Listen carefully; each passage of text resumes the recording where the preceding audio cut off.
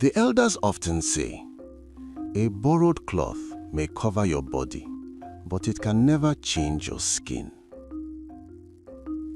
Long ago, before the forests forgot the language of animals, and before the wind stopped carrying their stories, there lived a small bird who believed something many of us secretly believe today.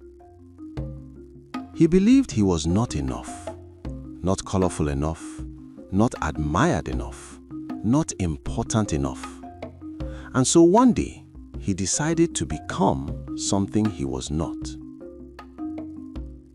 But the forest has a way of revealing truth, especially to those who try to hide it. This is the story of the bird who borrowed feathers.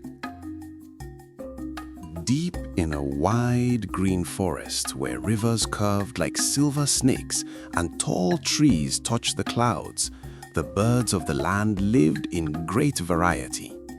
There were birds with feathers as bright as sunset. Parrots flashed green and gold among the leaves.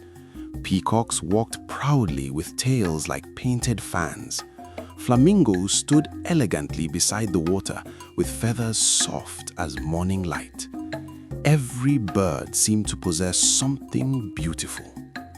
Every bird except one. His name was Kuru, a small brown bird with dull feathers that blended into the bark of trees. Where other birds dazzled the sky, Kuru disappeared into it. When birds gathered to sing, no one noticed his voice. When they flew together across the forest, no one admired his wings. And slowly, quietly, envy began to grow inside his heart. Each day, Kuru watched the other birds and thought the same bitter thought. Why was I made so ordinary? One afternoon, as Kuru sat on a low branch watching the colorful birds dance across the sky, he overheard something exciting. Eagle, the messenger of the sky, had returned with news. There will be a grand feast in the sky, Eagle announced proudly. All birds from every forest are invited. Food will be endless, music will fill the clouds, and the most beautiful birds will sit closest to the Sky King. The forest exploded with excitement. Birds fluttered everywhere preparing themselves. Parrot polished his bright feathers. Peacock practiced spreading his magnificent tail. Even the humble birds began grooming themselves. But Kuru only felt a deep sinking feeling. How could he attend such a feast looking like this? No one would notice him. No one would welcome him. He would simply be the dull bird in a sky full of beauty. And so, a dangerous idea began to form in his mind. That evening, Kuru visited the other birds one by one. First, he went to Parrot. "My friend," Kuru said sweetly, "your feathers are so beautiful. Could you lend me just one for the feast?" Parrot, proud and generous, agreed. Soon, Kuru visited Flamingo, then Peacock, then Kingfisher, then Dove. Each bird lent him a feather, some red, some blue, some gold, some green. By the time the sun set, Kuru's once plain body had transformed into something extraordinary. He now wore feathers of every color imaginable. He looked more magnificent than any bird in the forest. When the birds saw him the next morning, they gasped in admiration. "Look at Kuru," Monkey shouted from a tree. "He has become the most beautiful bird in the forest." Kuru felt something warm spread through his chest. For the first time in his life, everyone noticed him. The birds flew together toward the sky feast, and Kuru soared among them proudly. When they arrived at the grand celebration above the clouds, the Sky King himself noticed the dazzling bird covered in brilliant feathers. "Who is this magnificent creature?" the Sky King asked. The birds murmured among themselves. Kuru stepped forward proudly. "It is I," he said. And that night, Kuru sat among the most honored guests. He ate the finest fruits. He danced beneath the stars. He listened as the Sky King himself praised his beauty. Kuru felt powerful, important, admired, everything he had always wanted. But pride has a way of inviting trouble. As the feast continued, dark clouds slowly began to gather. The wind grew restless. Soon, thunder rumbled across the sky. A great storm was approaching.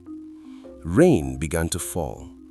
At first, gently, then harder, then violently. The borrowed feathers that decorated Kuru's body began to loosen.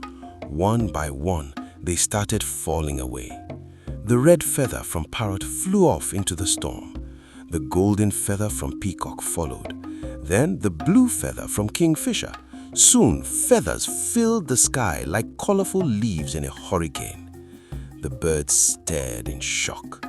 As the rain washed over him, Kuru's borrowed beauty vanished. And there he stood, a small, plain brown bird once again. But this time, something worse had happened. The feathers did not return to their owners. The storm had carried them far away. The other birds stared angrily. "You stole our feathers," Peacock cried. "You ruined them," Flamingo shouted. "You deceived us," Parrot screeched. Ashamed and frightened, Kuru fled back to the forest, but his embarrassment followed him everywhere. From that day on, the birds of the forest remembered Kuru not as the most beautiful bird, but as the bird who tried to become something he was not. And slowly, painfully, Kuru learned a truth that many creatures spend their whole lives avoiding.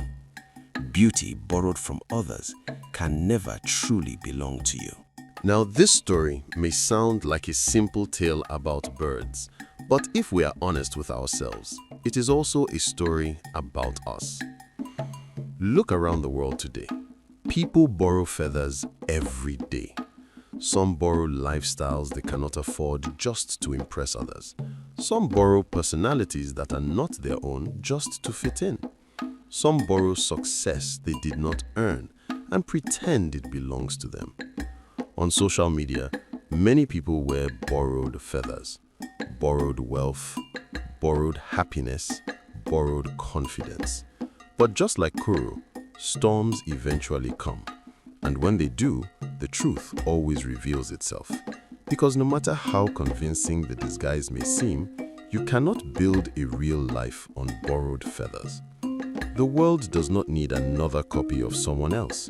It needs the real you, your own growth, your own journey, your own voice. And sometimes the greatest confidence comes not from pretending to be extraordinary, but from accepting who you truly are and becoming the best version of that. So, if you ever feel like you are not enough, remember this story. Even the smallest bird still has wings meant for its own sky. And if this story spoke to you, then you are already part of the family here at Tales by the Wordsmith, where stories are not just told, they are meant to teach, reflect, and awaken something inside us. If you enjoyed this tale, don't forget to like, subscribe, and share it with someone who might be wearing borrowed feathers today. Because sometimes the most powerful lessons are hidden inside the simplest stories.